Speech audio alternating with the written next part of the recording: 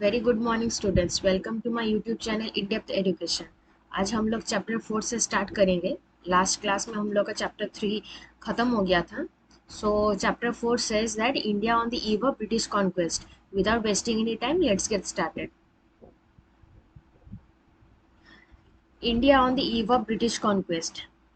इस चैप्टर में यही पढ़ेंगे कि मुगल का और इंडिया का क्या कंडीशन था जब ब्रिटिश इंडिया के अंदर ऑलरेडी घुस चुके थे। The, that was the time of Aurangzeb. Okay, the era of Aurangzeb proved to signify the end of Mughal rule in India. As soon as Aurangzeb came into the seat throne of Mughal, the deterioration of Mughal started from that time itself. But after the Aurangzeb, there were no efficient rulers. ये हम लोग class के आगे और पढ़ेंगे कि औरंगजेब के time से ही एम्पायर धीरे धीरे ब्रेक होने लगा। और औरंगजेब के डेथ के बाद जितने भी रूलर्स आए वो लोग एफिशिएंट नहीं थे। The era of Aurangzeb proved to signify the end of Mughal rule in India. Challenges. What are all the challenges that Mughal faced? There were two types of challenges, the external challenges and the internal challenges. External were the one जो बाहर से आ रहे थे। External means बाहर। जो challenges India के बाहर से आ रहे थे उसके बारे में यहाँ पर हम लोग जानेंगे। Challenges from northwest boundaries had been neglected by later Mughal and their strength could not fight the tough resistance. So north west के एरिया मतलब इंडस और पाकिस्तान वाले एरिया से ये इंडिया का हुआ। तो नॉर्थ वेस्ट तो इंडिया इंदस इंदस इंदस जिस तरफ से है और पाकिस्तान जिस तरफ है उस तरफ का जो पावर था, उस तरफ का जो नेशन का जो पावर था, रूलर्स लोगों का, किंग लोगों का जो पावर था, वो लोग मुगल बहुत दिनों से नेग्लेक्ट कर रहे थे। और नेग्लेक्ट करते करते एक दिन ऐसा आया कि वही लोग हम लोग के ऊपर हावी पड़ गए। Nadir Shah, ruler of Iran, attacked India and conquered Lahore and defeated the Mughal army in Karnal, city of Haryana. Later, Muhammad Shah was captured and Delhi was looted. So, यहाँ नादिर शाह के बारे में कहा गया है, वो ईरान के रूलर थे। Iran is also on the northwestern side. He attacked India and conquered Lahore and defeated Mughal army in the city of Haryana. Okay. Ahmad Shah Abdali, Ahmad Shah Durrani, मतलब बादशाह, कभी कभी इनको मोहम्मद शाह अब्दाली भी बोला जाता है, कभी कभी दुरानी भी बोला जाता है। He is a successor of Nadir Shah after his death. तो नादिर शाह के गुजर जाने के बाद कौन सक्सेसर हुए? अहमद शाह दुरानी सक्सेसर हुए। इन 1757 he captured Delhi and left an Afghan caretaker to take care of the Mughals there. So ये दिल्ली कैप्चर करके फिर अपने वापस ईरान चले गए और यहाँ पर एक अफगानी केयरटेकर को रख के गए। He recognised Alamgir two as the Mughal emperor and Najib ud Daula as the Mir Bakhshi. Okay, तो दो जन को उन्होंने अपॉइंट किया, एक था आलमगीर टू को और एक था Najib ud Daula. In 1758 Najib was expelled from Delhi by Maratha Raghunath Rao. So Najib क्या हुआ, नाजिब को 1758 में रघुनाथ राव मराठा के रूलर थे, उन्होंने पंजाब भी कैप्चर किया और साथ ही में उन्होंने नाजिब को भी जगह से हटा दिया। सो अब्दाली का गुस्सा आ गया कि मैंने जिनको अपॉइंट करके गया उन लोगों को कौन हटा सकता है। तो next year Abdali return to India to take revenge from the Marathas and defeated them in third battle of Panipat 1761। So third battle of Panipat हुआ था मराठा और अब्दाली के बीच में। Okay fine. Weak rulers after Aurangzeb, मैंने अभी थोड़ा देर पहले क्लास स्टार्टिंग के समय ही बोला कि औरंगजेब के बाद जितने भी रूलर आए they were not at all efficient to rule the country. So internal challenges were more of than the external challenges. Number one is Bahadur Shah I, 1709 to March 1712. 63-old Prince Mozam, the eldest son of Aurangzeb, became the emperor and took the title Bahadur Shah, later called as Bahadur Shah I. So उन्होंने title पहले लिया बहादुर शाह का, फिर उनको Bahadur Shah one कहलाया गया। He adopted the pacific policy with किन के साथ, मराठा, राजपूत और जट। अब पैसिफिक पॉलिसी का क्या मतलब है? ऐसा ऐसा जो पॉलिसी जो मुझे अपने नेबरिंग स्टेट्स, अपने नेबरिंग कंट्रीज और अपने नेबरिंग जितने भी मेरे ऑपोजिशन में जितने भी रूल कर रहे हैं उन लोगों के साथ मैं एक पीस और हार्मनी बरकरार रखूं। ओके, सो बहादुर शाह एक नंबर आफ्टर औरंगजेब बहादुर शाह आए। उसके बाद Jahandar Shah with the help of Zulfikar Khan. Zulfikar Khan कौन थे? वो जहांदर शाह के वजीर थे।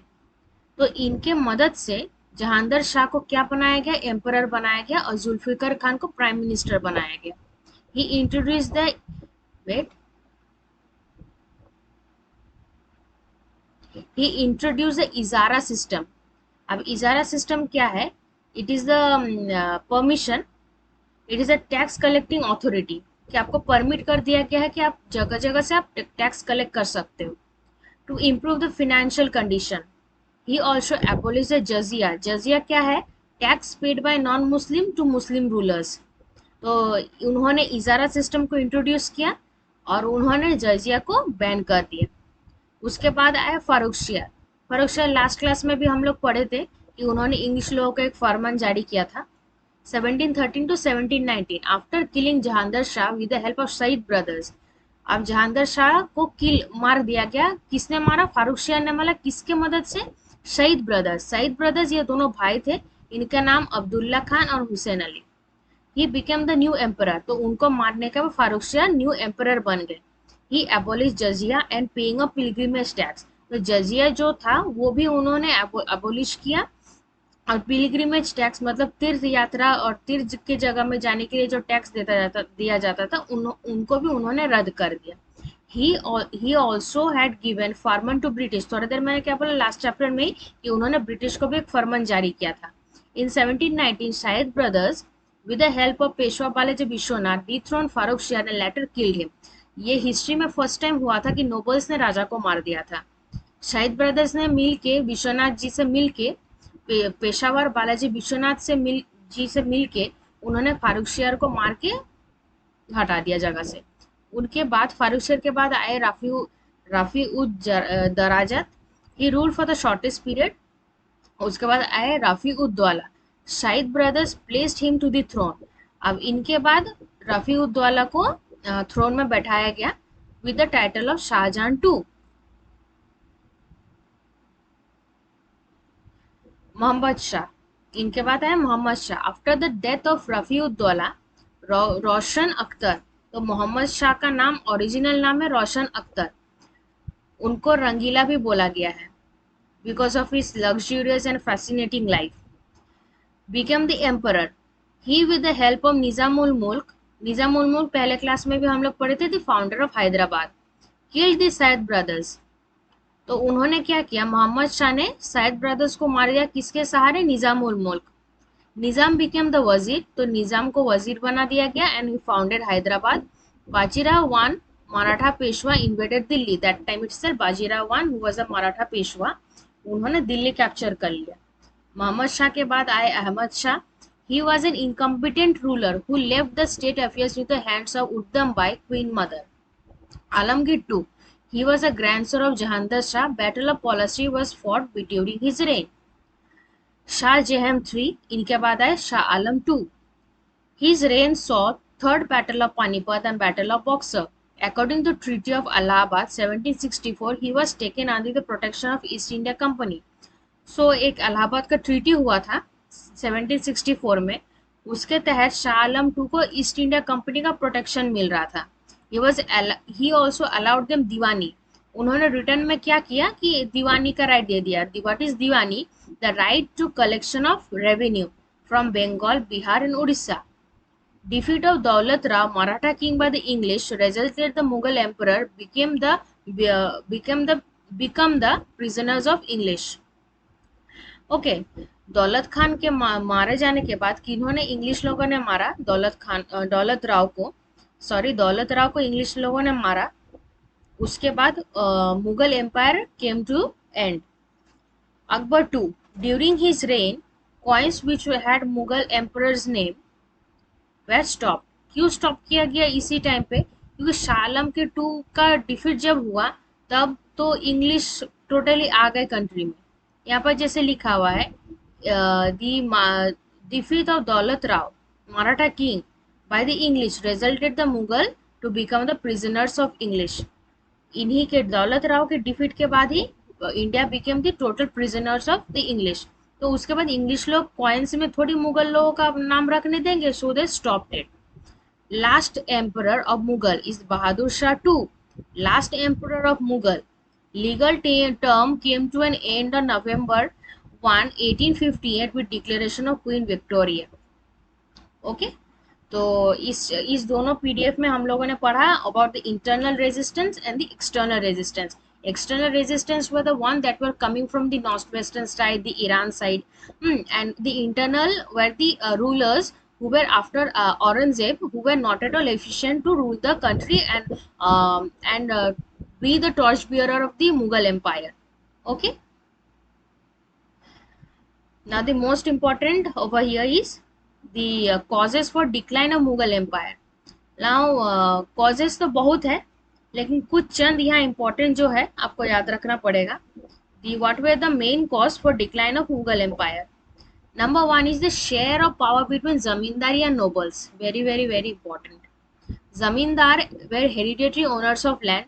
जैसे किसी का पुश्तैनी जमीन होता है तो they were called the zamindars. They helped for collection of revenue and local administration. Zamindars helped the nobility and other powerful class within the empire to take advantage of weakness of empire and cut out into independent kingdom. अब जमींदार लोग क्या करते थे, मुगल लोगों का तो weak already, they became weak. So zamindars took the advantage of this weakness and they instigated everyone. उन्होंने सबको भड़काया कि आप अपना किंगडम बना के हट जाओ, क्योंकि मुगलों से तो कुछ होने वाला नहीं है. They have become weak. So इसी तरह उन्होंने धीरे धीरे धीरे पूरे मतलब रूल को फ्रैगमेंट करना शुरू कर दिया, धीरे धीरे तोड़ने के लिए शुरू कर दिया. सो मुगल रूल वहां पर पूरा वीक पड़ गया, किसी का सपोर्ट उनको नहीं मिला. Number two, nobility comprised people who either had jagirs and mansab or appointed subadars of Mughal. Mughal rule is often termed as a rule of nobility. Mutual rivalry, jealousy, and constant and contest for power among the groups and the absence of strong leadership reduce the prestige of emperor. Okay, strong leadership ना होने के कारण emperor का Prestige loose होने लगा. Number three, Aurangzeb reign witnessed powerful religious group like Sikh, Jat and Marathas. The continuous struggle against the empire of political power weakened the empire's economy. क्या हुआ, सब लोग आपस में ही लड़ते लड़ते कंट्री का सब इकोनॉमी डिटोरिएट होने लगा.